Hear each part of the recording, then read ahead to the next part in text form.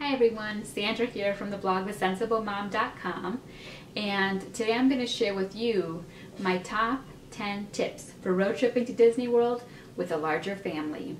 Now, my husband and I have 5 children, so we consider ourselves to have a little bit of a larger family than some, but these tips really do work for any size family. These are just the top 10 things that have worked for us. So I'll jump right in with tip number 1.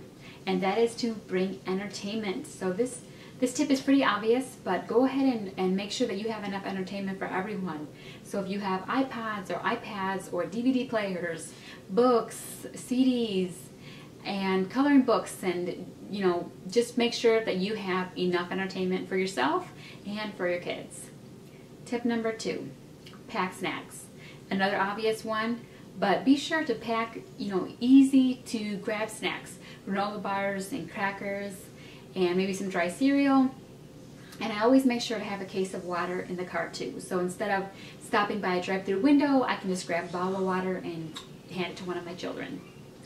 Tip number 3, if you have potty trained children, like 2, 3, 4 years old, maybe they're potty trained, go ahead and put a diaper on them or a pull-up if you're taking a long trip to Disney World. There's nothing wrong with that. That'll avoid a lot of extra bathroom stops. And so just go ahead and put a diaper on them, and you can avoid them having an accident in the car, and just avoid taking those extra stops, having to take those extra stops. Tip number 4 is to make sure that you have things accessible that you need.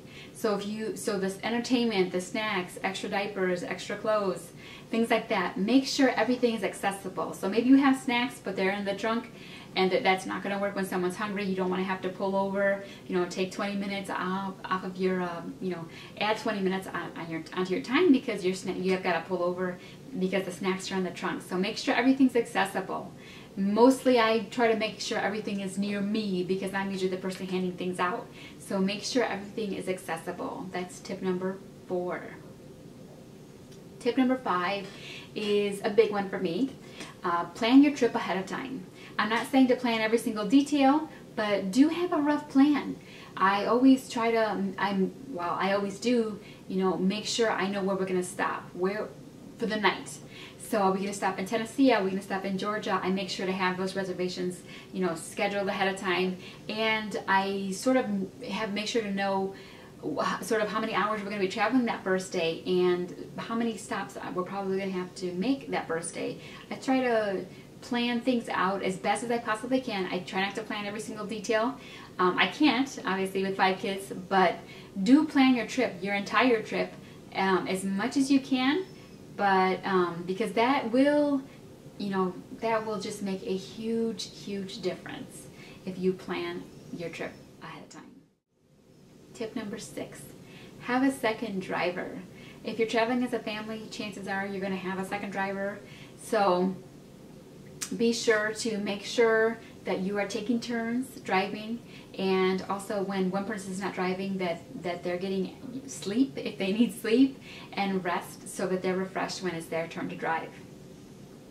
Tip number 7, if you're feeling tired, stop.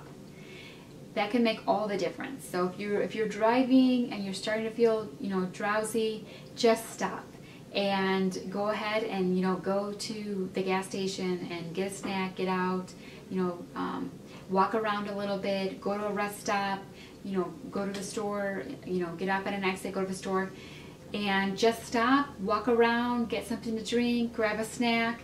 That can make all the difference, and you will probably get it back in the car refreshed and no longer tired. If you just, at the first hint of drowsiness, just stop. Tip number 8, pack the car the day before you leave. This is huge, so that you don't forget anything, and so that you're not all stressed out on the morning that you're leaving for your trip to Disney World. Pack the car ahead of time so you don't forget that something's in the dryer, you wanted to pack that. So pack the car ahead of time. Tip number 9, use the time you have in the car to catch up on things that you're behind on. Maybe your kids are needing to catch up on some homework, or you're needing to catch up on some work. As a blogger, I have deadlines for blog posts and things like that, and I also do website design, so I might have a client project I need to work on, and so I travel with my laptop and I catch up on work while I am traveling in the car. And same for your kids, they can catch up on homework. If they're going to be missing something while they're away, use that time in the car to do that. And finally, tip number 10 is to enjoy the ride. You're going to Disney World, so enjoy it.